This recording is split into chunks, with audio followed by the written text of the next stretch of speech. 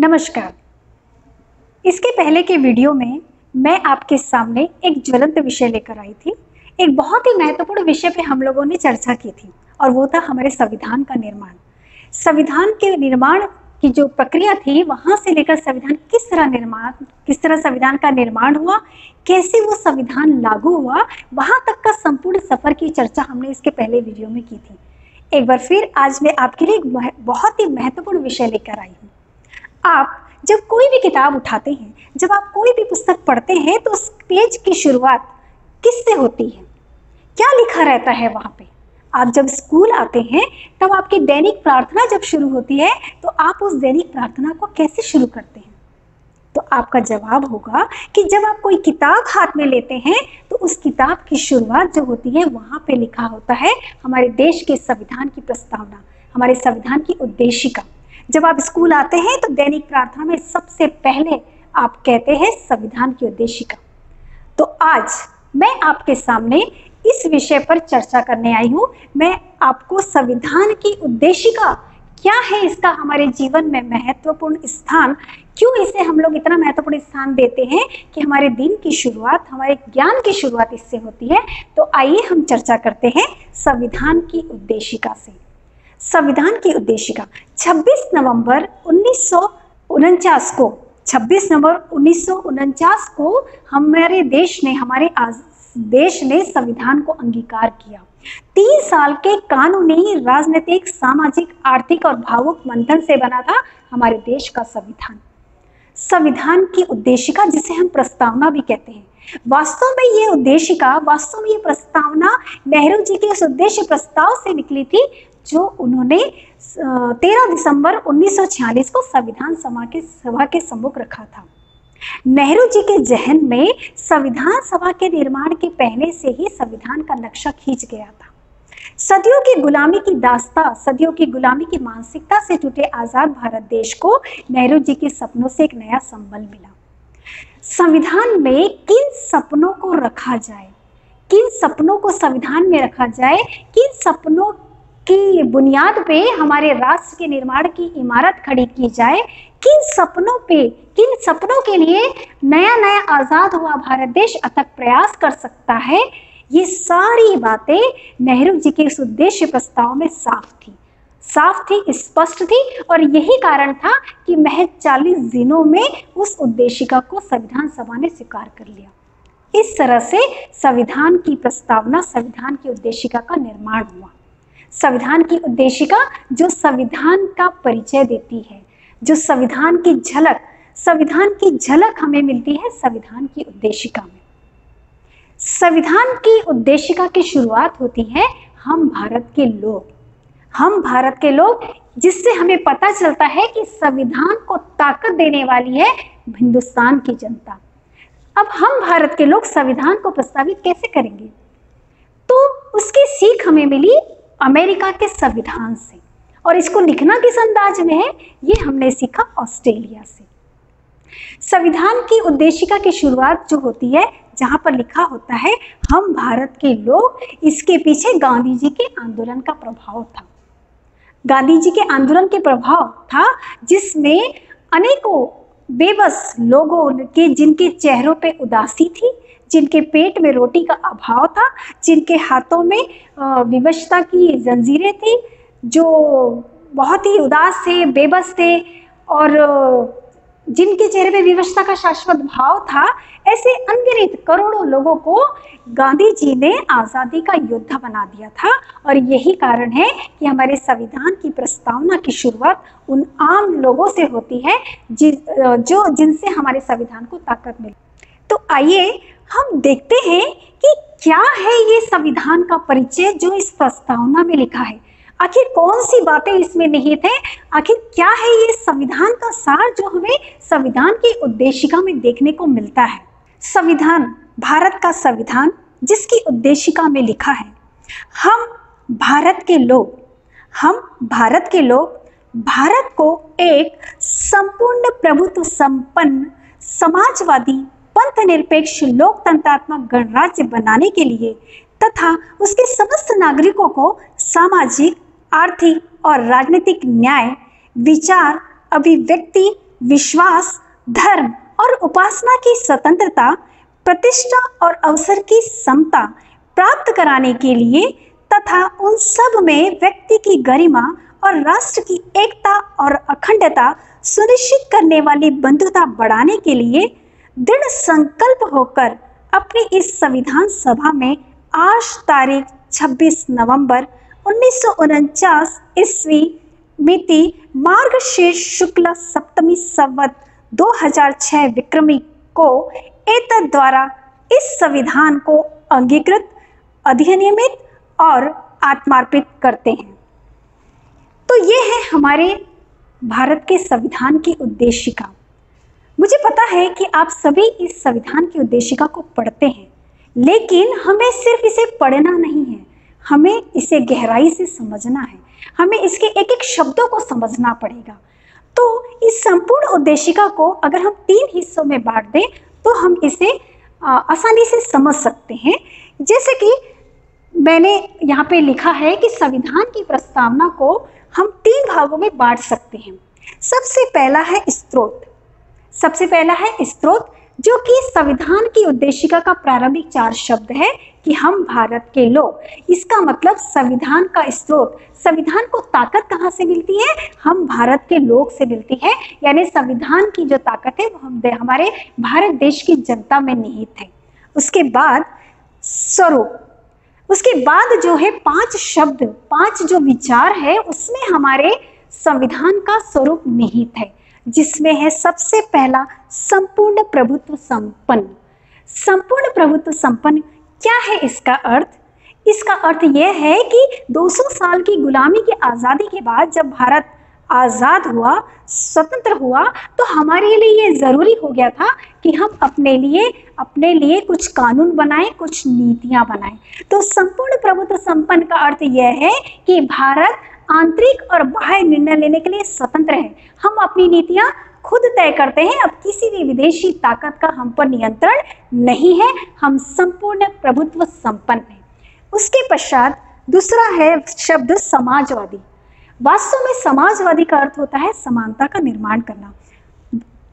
भारत में जिस समाजवाद की जो विचारधारा है वो गांधीवाद और नेहरू जी के विचारों से प्रेरित है। समाजवाद का अर्थ है कि निर्धन और धनवानों के बीच में कोई खाई नहीं है, निर्धन और धनवानों के बीच में कोई मतभेद नहीं है। हमारे देश की संपत्ति पर सभी का समान अधिकार है। केवल कुछ लोगों के हाथ में संपत्ति का एकत्रीकरण नहीं होता है। समाजवादी का अर्थ है संपूर्ण समाज का उत्थान करना, संपूर्ण समाज का विकास करना।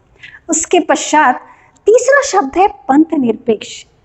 पंथ निरपेक्ष ये हमारे भारत देश की बहुत ही महत्वपूर्ण विशेषता है, जो कि संपूर्ण विश्व में बोला जाता है अनेकता में एकता भारत की विशेषता। हमारा भारत देश विविधताओं का देश है, जहाँ पर अनेक धर्म जाति के लोग रहते हैं। हमारे भारत देश का कोई धर्म नहीं है, लेकिन यहाँ पर जितने लोग जो रहते हैं उन्हें धार्मिक आधार पर उनके बीच में कोई मतभेद नहीं किया जाता। धर्म के आधार पर सभी लोगों को समान अधिकार है। और ये धर्म निरपेक्षता, ये जो पंथ निरपेक्षता है, उसी को किसी ने अपने शब्दों में अभिव्यक्त किया था कि भारत राष्ट्र एक उपवन है, क्यारी हर प्रदेश यहाँ, धर्म अनेक जाति अगणित, न्यारे न्यारे वेश यहाँ, किंतु एकता देखने को मिलती, ऐसा देश हमारा है। भूमंडल में सबसे सुंदर सबसे प्यारा भारत देश हमारा है, भारत देश हमारा है। तो ऐसा अनेकता में एकता वाला भारत देश विश्व में एक अकेला देश है जो बहुत ही महत्वपूर्ण है। इसकी ये विशेषता धर्म निरपेक्षता, यानी किसी भी धर्म के लोगों को धार्मिक आधार पर उनके साथ कोई भेदभाव नहीं किया जाता। उसके बाद है अगला स्वरूप है लोकतंत्रात्मक। हमारे संविधान की सबसे महत्वपूर्ण विशेषता है उसका लोकतंत्र, लोकतंत्रात्मक प्रणाली, यानी हमारे देश में जनता का शासन है, जिसे अब्राहम लिंकन ने कहा है जनता का, जनता के लिए, जनता द्वारा शासन। यानी प्रत्यक्ष और अप्रत्यक्ष रूप से जनता ही है जो शासन चला रही है। जैसे कि हम लोग वयस्क मताधिकार का उपयोग करके चुनाव प्रक्रिया में जो हम लोग अपने वयस्क मताधिकार का उपयोग करते हैं, इसका मतलब जो जनता है वही शासन कर रही है, जनता के द्वारा चुने हुए प्रतिनिधि ही शासन कर रहे हैं। तो लोकतंत्रात्मक जो प्रणाली है वो हमारे भारतीय संविधान की बहुत ही बड़ी विशेषता है। उसके पश्चात है गणराज्य। गणराज्य यानी गणतंत्र, गणतंत्र प्रजातंत्र यानी जनता का तंत्र। इसका अर्थ यह होता है कि ऐसी व्यवस्था कि जहां पर जो संवैधानिक प्रमुख होता है जैसे कि हमारे भारत में राष्ट्रपति, और जो वास्तविक प्रमुख होता है जैसे कि प्रधानमंत्री। तो कोई भी जो गणराज्य परंपरा है, जो व्यवस्था है, वहां पे जो देश का प्रमुख होगा, राष्ट्र का प्रमुख होगा, वो वंशानुगत नहीं होगा। यानी कोई वंश परंपरा यहाँ पर नहीं चल रही है जैसे कि राजतंत्र में चलती थी कि राजा का बेटा राजा ही बनेगा, लेकिन यहाँ पर ऐसा नहीं है। यहाँ पर वंशानुगत परंपरा नहीं है और जनता द्वारा चुने हुए प्रतिनिधि ही वास्तविक प्रमुख होते हैं और कुछ निश्चित अवधि के लिए ही वो शासन करते हैं। इस तरह से गणतंत्र, जो गणराज्य है, गणतंत्र है, वो भी हमारा एक संविधान का मुख्य स्वरूप है। उसके पश्चात आगे बात की गई है कि उद्देश्य क्या है। अब उसके पश्चात संविधान के कुछ उद्देश्य भी बताए गए हैं, जिसका हमने संविधान की उद्देशिका में अभी हमने पढ़ा था कि पहला है न्याय। संविधान की उद्देशिका में 3 प्रकार के न्याय की बात की गई है, सामाजिक, आर्थिक और राजनीतिक। सामाजिक न्याय यानी समाज में सभी लोगों को समान अधिकार है, सामाजिक रूप से सभी बराबर है, सभी को समान अधिकार वहां पर प्राप्त है। आर्थिक न्याय यानी आर्थिक विषमता को दूर करना हमारा परम कर्तव्य है। आर्थिक विषमता को दूर करने के लिए संविधान को उद्देश्य बताए गए हैं कि आर्थिक रूप से विषमता को दूर करने के लिए, अपने परिवार का पालन पोषण करने के लिए, प्रत्येक नागरिक रोजगार प्राप्त करने के लिए स्वतंत्र है, वो कहीं पर भी रोजगार प्राप्त करने के लिए उसे अधिकार है। तीसरा न्याय जो है वो है राजनीतिक न्याय। राजनीतिक न्याय यानी राजनीतिक शासन प्रणाली में जनता को, हर प्रत्येक नागरिक को अपनी हिस्सेदारी लेने का अधिकार प्राप्त है।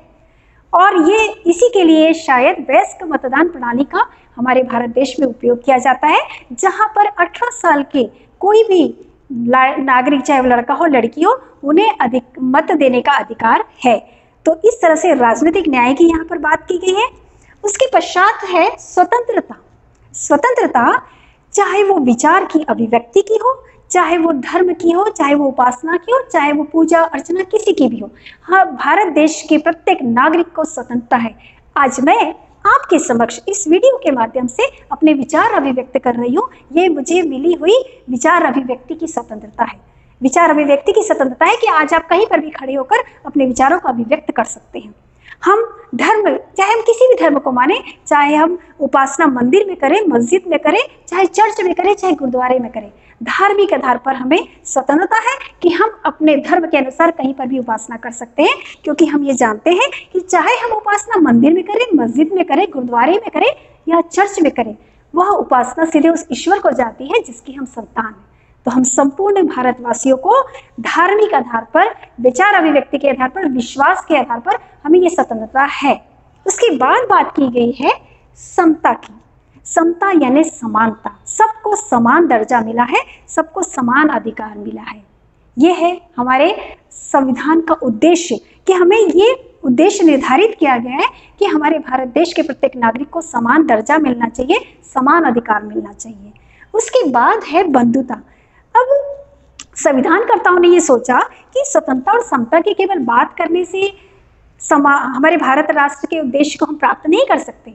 तो हमारे देश की एकता, अखंडता को बनाए रखने के लिए, स्वतंत्रता और समता को प्राप्त करने के लिए यह जरूरी है कि हम भारतवासियों, हम भारत में रहने वाले प्रत्येक नागरिक में आपस में मेल मिलाप हो और भाईचारे की भावना हो और हम लोग बंधुत्वता से रहें, आपस में बंधुता की भावना का हम लोग में निर्माण हो। तब कहीं जाकर हम इस उद्देश्य को प्राप्त कर सकते हैं।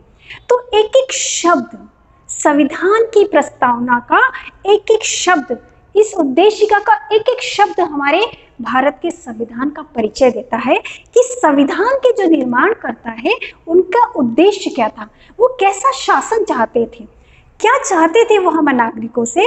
तो इस संपूर्ण जो बातों को 26 नवंबर 1949 को जो मौजूदा लोग थे, उन्होंने संविधान निर्माणकर्ताओं ने इसकी शपथ ली और उन्होंने इसे अंगीकृत किया, उसे आत्मसात किया कि हम ये सब अपने भारत देश के लिए हम ऐसा संविधान चाहते हैं और इसकी प्राप्ति के लिए हम इसे आत्मसात करेंगे कि हम ऐसा भारत देश का ऐसा निर्माण करेंगे जो संविधान की जो आत्मा है, मतलब भारत की जो आत्मा है संविधान में है, लेकिन संविधान की जो परिभाषा है वो इस संविधान की प्रस्तावना में, उद्देशिका में निहित है। पूरे संविधान की झलक हमें मिलती है इस उद्देशिका में। इसका एक एक शब्द बहुत महत्वपूर्ण है और हमारे जीवन से संबंधित है।